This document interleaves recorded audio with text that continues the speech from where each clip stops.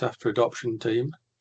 I was adopted, and so I've got experience as an adoptee, and I've worked with both adoptive parents and adoptees.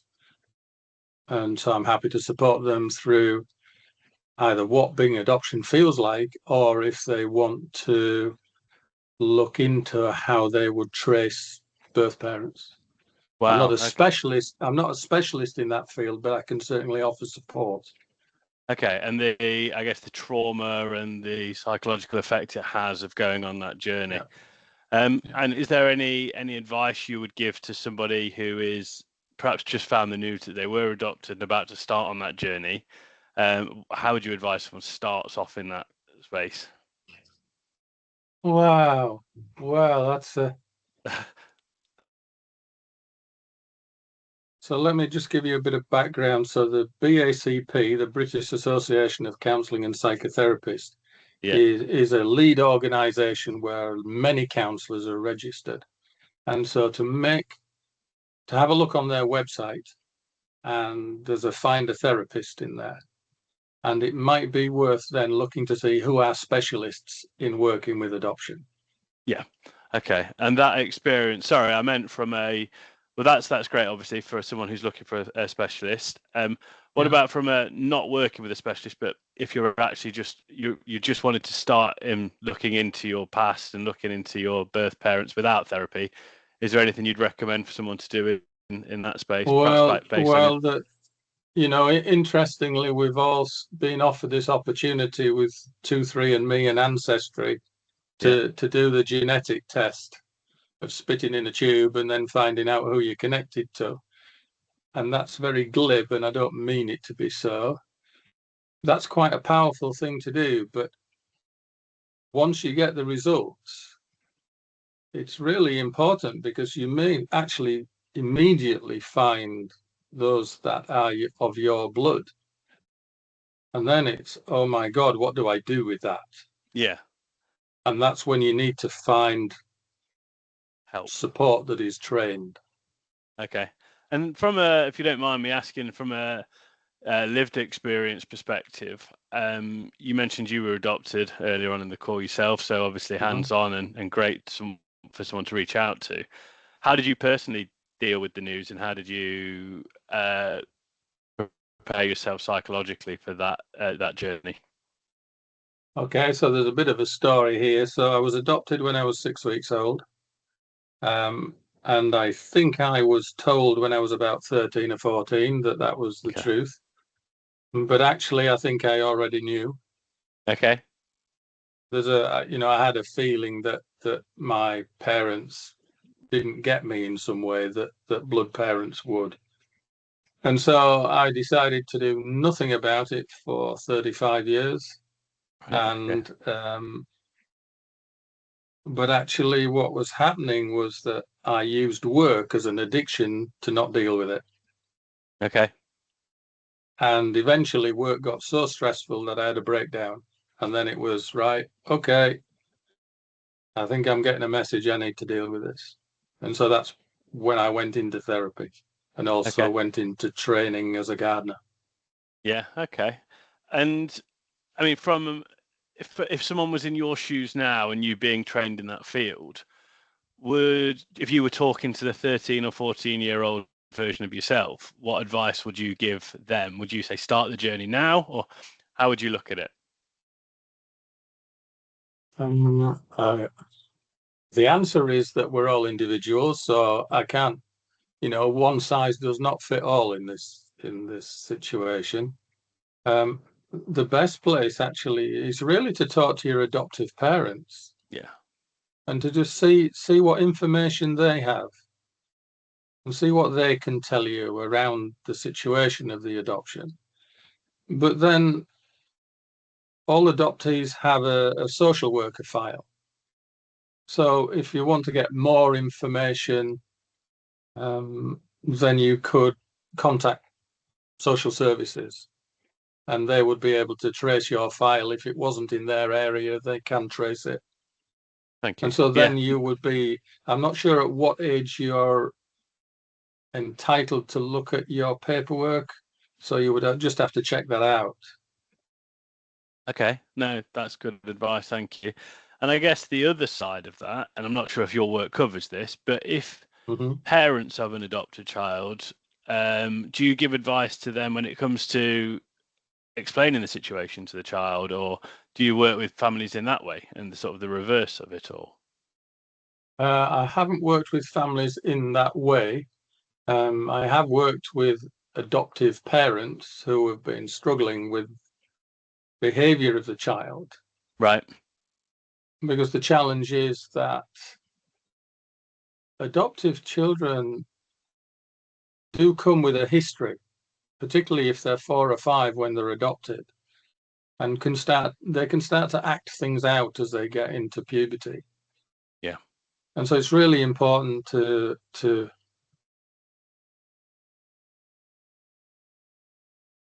some local authorities actually have support after adoption teams. Okay. So they would be able to link up the social services stuff. So they'd be able to link up all the information, all the paperwork, and they also have the facility to create links between the adoptive family and the birth family. Okay. So No, that it's quite complicated, actually. yeah. It sounds as though it ought to be simple.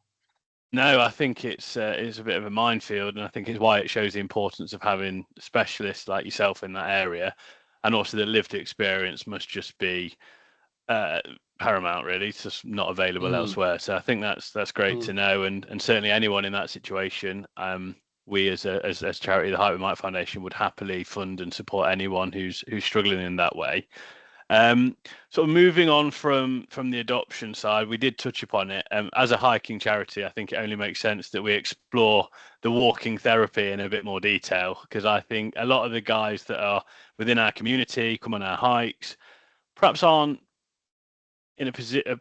I'm going to generalize here, but perhaps blokes who don't necessarily want to sit over a table and open their heart out to a stranger, I can really see how the benefit of the walk-in therapy, how it works. So, could you give us an overview of what that looks like, how the sessions are in that regard, and the benefits of them? sure. Yeah. I mean, the fact that it's side by side is a very different experience to being face to face. Yeah.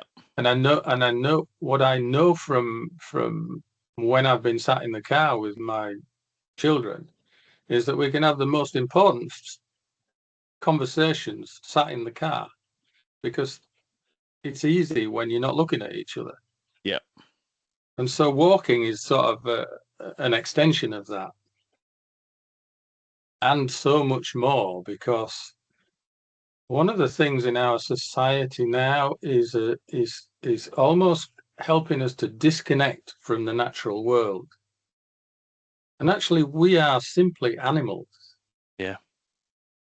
And so the natural world is actually our environment. So with walking therapy, what I incorporate is pausing and yeah, okay, I'm a tree hugger, I have to say. But just touching the bark on a tree and just reminding your body of actually what nature feels like, or what it smells like, or even sticking your hands in the soil, or Yeah. Yeah. whatever it is. Because what that does is that reconnects us to who the heck we are. No, I mean, I think I personally, I've had therapy historically, and it has really worked for me. And I think back now, it took me 4 sessions, so 4 hours. This is second time around. The first time around, it didn't work at all. So this is probably more on 10 sessions in total before I actually opened up and I guess started peeling back the layers of the onion, if you like, to really to actually benefit from it. And I think if I was walking with someone and not in that awkward situation, I find it quite awkward personally, sitting staring at someone in the eye with silence. So I think having other things to occupy my mind and other things happening around me, I would have benefited from that a lot sooner. So I really see the benefit, and a lot of the people I've spoken to already about your services have been really keen on that. So I think that's something we'll definitely explore more and more and Yeah. promote. Um, do you think there's any negatives to it? Do you think there's any downside? There are certain things that I have to engage with before we go out for a walk, Yeah, before I even meet up with the client, is because this is a confidential thing, yeah, so I've got to maintain a safe environment for my client. So I check out the lengths of the walk so that they fit within the sort of counselling hour. yeah, I also, depending on where my client lives, I don't really want to be walking the pastures where they know people, yeah, because the difficulty can be when, so let's say it was you and I going for a walk, yeah, but we're walking somewhere near where you live, and one of your mates sees you walking with somebody that he doesn't know. yeah. You might not want him to know that you're in therapy. No, And so that creates an awkward moment. So what I have to do is to ensure that you feel safe. yeah, It's no. absolutely paramount. Yeah, and I guess that's. And do you ever struggle with the not having the ability to take notes or to refer back to anything, or is that more conversational, free flowing, and it keeps it alive for you, or is that just years in the job mean you don't need to refer back to sort of Well, notes and I always make brief notes at the end of a session. yeah, Um, but the therapy is really, really different in terms of, and and so it is more like a conversation when you go out for a walk, as opposed to that close environment of a therapeutic room. yeah, So I might not retain as much information from a walk as I do from being face to face in my counselling room. But somehow it isn't as important. yeah. I can't actually say why, but it does. The note taking doesn't seem as important. It's the getting to the answers by themselves, feeling at Yeah, ease to be able to open yeah, up, and what yeah. that's just so powerful, isn't it, in that environment? Because Mm, I know from being guarded myself in certain situations or feeling awkward that would really help me. So, no, I think the walking therapy sounds absolutely great, and I guess we do monthly hikes where they are not mental health for hikes in any way, shape, or form. We are a mental health charity, so some people will have found us through Google searches that are associated to that. And there's a few people that have ongoing issues or have had some support, but it's more the community we've created that makes it so special. And I think just naturally by the environment and the group we're in, a lot of the time some very personal topics get discussed. And people being out in the countryside, in the peaks in Derbyshire for 6, 7, 8 hours at a time with strangers almost, and having some of the greatest conversations, and it is therapy. And I think it's mm, really helped me. So I think anyone else I just think it's a great idea. So I'm really, mm. really, really bought in. So you mentioned gardening, and I guess that's the same concept, just getting someone comfortable in an environment where they're doing something else they enjoy and the mind's not there locked on your eyes. Are there any other types of therapy you do as well that's in a similar regard? I guess I incorporate, so my practice when we're working indoors face to face tends to I go where we need to go. Okay. So some of our traumas that we hold on to happen so early in our lives that we don't have words. Yeah. So talking therapy is a bit limited from that perspective. So I've got um, art resources, drawing resources in my room. I've Nice. got drums. So there might not be a word for what the person needs to articulate. So they could draw it, or they could just beat it out in a drum. It might have a Okay. particular rhythm, or it might just be, it needs to be loud or quiet.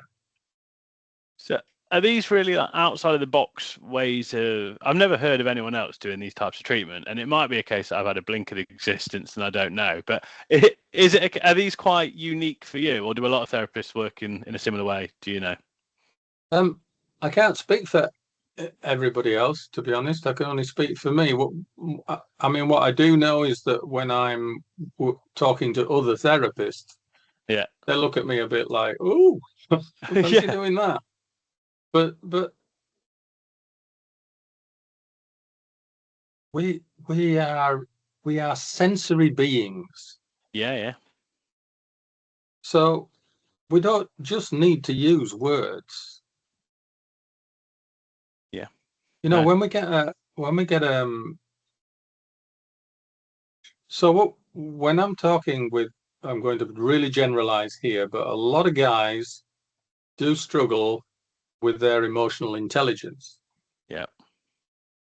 And that's a societal learning. And so they get a bit shut off about the neck. And so one of the ways I work is to reconnect them with when they start to feel angry, let's say. Where in the body are they feeling that anger? What are the precursors before they become angry? So do they clench their jaws? Do they clench their fists? Do they go hot? And so what I do there is to try and reconnect them to their emotional body. And so that anger, if that's what we're working with, they might say, "Oh, I hold it in my belly." And so, oh, does it have a sound? Does it have a color? Because we express so much differently. Yeah. And Each of us do things differently. yeah, no, it makes such sense. And do you find, you mentioned you're going to generalize, you said men. Do you find men benefit more from this type of therapy to women in general? And is that because we are perhaps further behind on the emotional intelligence spectrum, or do you think it works for both people? Or generalizing again, I appreciate, but your opinion? It works for both. My sense with my female clients is that they're more connected with their bodies anyway, because of their monthly cycle, for example. That's a consistent and persistent reminder that they are of the feminine. Whereas we guys, we don't have anything like that to remind us that we are actually human beings. Yeah. No, perfect. No, makes sense. Really impressed. Really like the idea, and we'll certainly be sharing it with people to hopefully send your way for you to help them in that way. So that's obviously your way of working. Any areas in particular that you sort of you really focus on or specialize in, or if people are struggling with anything in particular, where do you think your best suited and strengths lie? Oh, that's a challenging one, that one. I guess I'm so I was going to go into a negative there. So addiction is something that I don't have a huge amount of experience with. Okay. So I can work with people who have an alcohol addiction, but I'm Okay. not a specialist in that, and I'm not a specialist in narcotics and addictive drugs. Okay. Um, but actually, the most important thing about this work is what they call a therapeutic relationship. Yep. And so by concentrating on connecting to that person and making the space available for them to connect to me,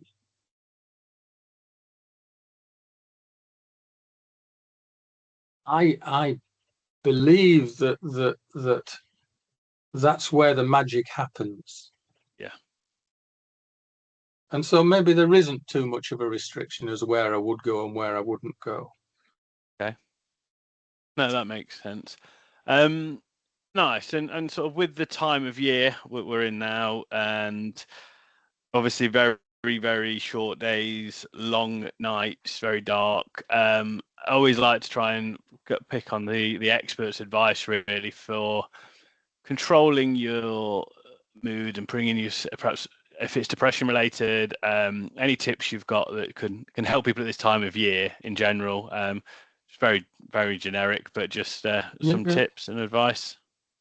Well, we have this astonishing resource called the internet, and within the internet, YouTube is such an informative app. So things like mindfulness, meditation, breath work, this it's so when we're working with anxiety, for example, Yeah. things like mindfulness can allow us to just calm our body down, calm our physicality and our emotional state down, and just allow us to be in the now. Because this is quite deep actually, but that a lot of people live in the past and in the future. Yep. And forget to live in the now. Absolutely. I think it's a bit of a cliche, isn't it? But if you look at a football match or a concert and you actually look around, how many people are there just recording it on their iPhones as opposed to experiencing the now, as you say? Yeah. And can that cause that makes anxiety worse as a result of it because you're not present, you're not controlling the controllables, or what does that sort of cause? What, anxiety? No, the not living in the now, the not being present. Well, not living in the now means that you're either trying to you end up reliving the traumas of the past. Yeah. And almost projecting them into the future. You know, a lot of people catastrophize when they're in an anxious place, and so they then try and control the future so that they control their anxiety. Yeah. And of course, the extremities of that are things like OCD. Yeah. I think so. And the mindfulness, I guess, and the using the resources like YouTube to start meditating, look into mindfulness, because it's one thing for people to be told to not overthink the future and not get caught up in it. But it's actually physically, how do you stop yourself doing that when you're in it? So we've got those techniques, we've got the looking online, reading into it, sharing it with other people. But it is quite hard if you're being told to not overthink things when you are overthinking. Is there anything you'd say is useful? Absolutely. Well, it's about creating different habits. Yeah. And it takes a time to create a habit. You know, I think something around about 3 weeks to create a habit. And so, yes, it is difficult. It really is difficult. And if you're not able to do it on your own, can you do it as a 2 or as a 3 or as a 5? So something's just come into my mind, like the Tai Chi. Yep. Is the most in the now thing you can do. Right. Okay. Tai Chi or Qigong, those sorts of gentle martial arts are phenomenal because you have to move your body. You have to be aware of what your body's doing all the time. And you can't think and move at the same time. So it brings you into your body and takes it out of your anxious self. Okay. Is that something you practice yourself? Do you practice in martial arts? Have done in the past. I try to remember nowadays, but yeah. Does it help? Did you find it actually helped you in when you were doing it? Absolutely. Yeah. Yeah. No, that's good advice, and I think any exercising really, isn't it? It's like I personally find running helps in that space, or hiking. Just getting out, burning off nervous energy, burning off anything to feel like I've achieved something in the day at the very start, and then go from there. So I can see how that helps sure. as well. And the one thing I would add when you're talking about going for a run is a lot of people wear a headset. And what the headset does is disconnects you from your environment. Yeah. So if you're out running, you can't hear stuff. But also, if you're focused on listening to whatever it is that's on, you're almost still separating yourself from your environment. Yeah. I think for me, it was something to distract me from the physical pain of the running, because I was so something to think about actually, as opposed to connecting. But I guess as you get fitter and more used to it, it's embrace it and enjoy it, and you can see the advantage there. But the physical pain's really important because that's connecting you to your body. Yeah. So it might hurt, but yeah. It's, no pain, no gain, as they say. So it's so Richard, thank you very much for sort of sharing some insight and a window into the way you work. As I mentioned to you, I'd love to share this with anyone that reaches out to us who I think would benefit from your way of working. I would typically then set up a 15-minute conversation with you and them, and then they would book in from there directly, and we'd have sort of no further part in it, and it's all confidential. Thank you very much for your time. Is there anything you'd like to add, or a bit of that? no, I don't think so. I think what would I add? Okay, so it takes some great courage to reach out. It takes courage. It takes courage to be vulnerable enough to be able to reach out to somebody. But the rewards far outweigh the not reaching out. Absolutely. I couldn't agree more. And just by filling out our referral form, which again I can link, we will pick it up from there. We will connect with you. We will fund it all. So it's by just do reach out, please, and we'll support you through this time. So Richard, thank you very much for your time. Really do appreciate it. And Thank you, we'll Sam. speak soon. Thank you. Okay.